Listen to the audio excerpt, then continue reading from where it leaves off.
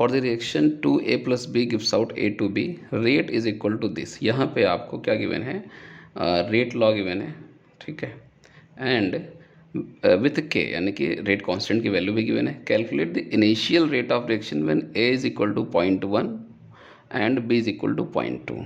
Reactant A and B की concentration given है। Calculate the rate of reaction after A is reduced to 0.06। यानी कि यहाँ पे दो क्वेश्चन है। पहला क्वेश्चन ये है कि जब रिएक्टेंट A की कंसंट्रेशन 0.1 थी और B की 0.2 थी, उसमें रेट ऑफ रिएक्शन निकालिए, फर्स्ट क्वेश्चन है। सेकंड क्वेश्चन है कि जब A की जो कंसंट्रेशन है वो 0.06 हो गई हो तब रेट ऑफ रिएक्शन निकालिए। यानी कि यहाँ पे हमारे पास में दो क्वेश्चन है, तो फर्स्ट क्वेश्चन हम पहले कर लेते हैं। फर्स्ट क्वेश्चन में हमें यहाँ पे क्या करना है, सीधे रेट लॉ लिख लीजिए, R इज इक्वल टू के and concentration of A and concentration of B, यहाँ पे ऑर्डर 2 है, ठीक है। तो K की वैल्यू लिख लीजिए 2.0 इंटू 10⁻⁻6 K की वैल्यू है, एंड A की कंसंट्रेशन थी हमारी 0.1 एंड B की कंसंट्रेशन क्या है 0.2 और यहाँ पे स्क्वायर, ठीक है। इसको सॉल्व कर लेंगे तो हमारे पास में इसका आंसर आ जाएगा 8 इंटू 10⁻⁻9। रेट है तो रेट का यूनिट हो जाएगा हमारा मोल पर लीटर पर सेकेंड, मोल पर लीटर पर सेकेंड, ठीक है। तो पहला क्वेश्चन हमारा हो गया जो बहुत इजी था, इसमें कुछ था नहीं, बट जो सेकंड क्वेश्चन है वो थोड़ा सा टिपिकल हो सकता है। तो आइए सेकंड क्वेश्चन की बात करते हैं। सेकंड क्वेश्चन में हमें करना क्या है, उसके पहले मैं जरा इसको इरेज कर दूं, ठीक है, तब मैं सेकंड क्वेश्चन स्टार्ट करता हूं। तो ये फर्स्ट क्वेश्चन मैं इरेज कर रहा हूं, ओके। देखिए अब सेकेंड क्वेश्चन में क्या कहा गया है कि हमें रेट तब निकालना है जब A की कंसंट्रेशन 0.06 हो गई हो। तो अगर मैं यहाँ पे रेट लॉ लिखता हूँ तो ऑब्वियसली मैं लिखूँगा R इज इक्वल टू के, एंड यहाँ पे A की कंसंट्रेशन तो गिवन है हमारे पास में ना, कितनी हो गई है 0.06 पावर में 1, और B की कंसंट्रेशन गिवन नहीं है। यानी कि B की कंसंट्रेशन निकालना ही हमारा टास्क है, बाकी आगे तो हम इसको सॉल्व ही कर लेंगे, ठीक है। तो हम यहाँ पे क्या करेंगे, जो B है उसकी कंसंट्रेशन क्या है जब A की कंसंट्रेशन 0.06 रही हो तब, ये हम यहाँ पता लगाते हैं। तो हम क्या करेंगे कि calculation of concentration of B, concentration of B की कंसंट्रेशन हम यहाँ पे पता लगाते हैं। चलिए इसके लिए हम क्या करेंगे, इसके लिए हमें डिफरेंशियल इक्वेशन लिखना होगा इस रिएक्शन का। तो डिफरेंशियल इक्वेशन हमारे यहाँ पे क्या बनता है, R यानी कि rate of reaction R is equal to -dA divided by dt, है ना। रिएक्टेंट मतलब change in concentration of reactant A divided by change in time, और चूंकि यहाँ पे स्टिकोमेट्रिक कोफिशिएंट में 2 है तो ये हमारा कहाँ हो जाएगा, ये अपना रेसिप्रोकल में चला जाएगा इस तरीके से, ठीक है। Will be equal to change in concentration of B divided by change in time, will be equal to change in concentration of A to B, है ना, A to B divided by change in time dt, है ना। अब यहाँ पे हमारे पास में क्या कहते हैं, इन लोगों का कोई रोल नहीं है, यानी कि रेट ऑफ रिएक्शन तो हमें पता ही लगाना है, तो हम इसको लिखने कोई मतलब नहीं बनता है, और इसका हमारे पास में कोई रोल नहीं है। कुल मिला के हमारे पास में ये दो चीज़ें काम में आनी है, ठीक है। तो इन दो से ही हमारा काम होना है।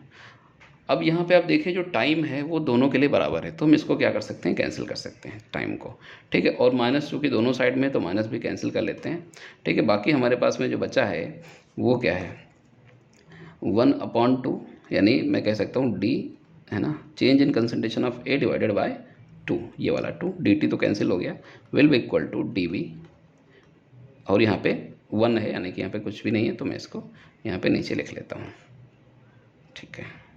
तो ये इक्वेशन हमारे पास में निकल के आई है। अब हम क्या करेंगे, यहाँ से हमें B की कंसंट्रेशन का पता चल सकता है, ठीक है। तो change in concentration of A की कंसंट्रेशन में कितना चेंज हुआ है वो हमें यहाँ पे लिखना है। तो A की कंसंट्रेशन में चेंज हम यहाँ पे निकालने के लिए हम क्या करेंगे, जो इनिशियल कंसंट्रेशन थी हमारी रिएक्टेंट की वो क्या थी वो थी 0.1, यहाँ पे आप देख सकते हो 0.1 इनिशियल कंसंट्रेशन है ना।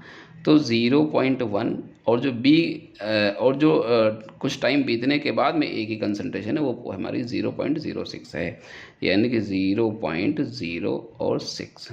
तो इसको हम यहाँ पे माइनस कर लेंगे तो ये क्या आ जाता है हमारा 4 एंड यहाँ पे 0 और यहाँ पे 0, यानी कि 0.04, यानी कि ये 0.04 हम यहाँ पे रखेंगे डी ए की जगह पे। तो आइए इधर देखते हैं,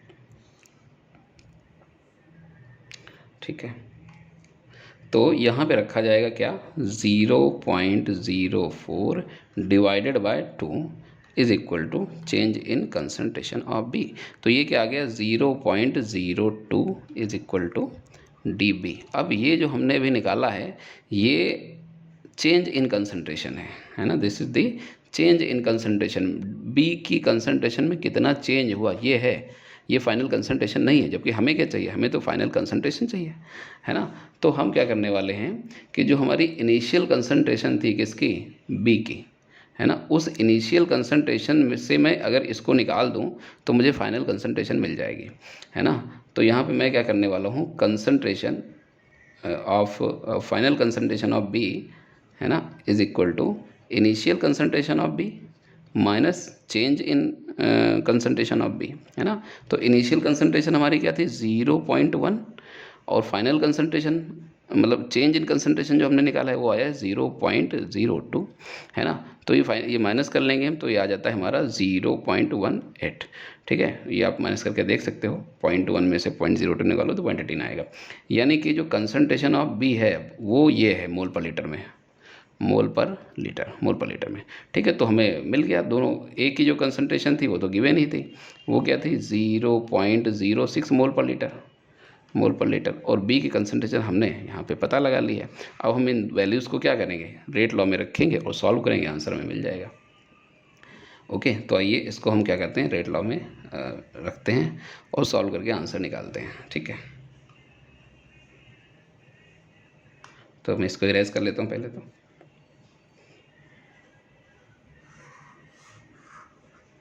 और बाकी ये कंसंट्रेशन में यहाँ पे रख के लेता हूँ।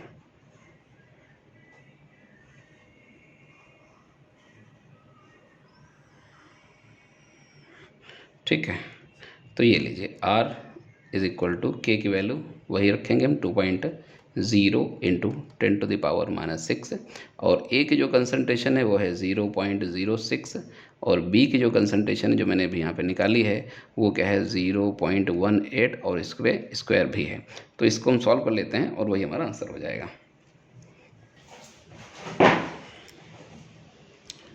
तो ये हमारा रेट हो जाएगा 3.89 इंटू 10⁻⁹ मोल पर लीटर और पर सेकेंड, ठीक है। तो इस तरीके से यहाँ पे हमारा ये आंसर इसका मिल जाता है।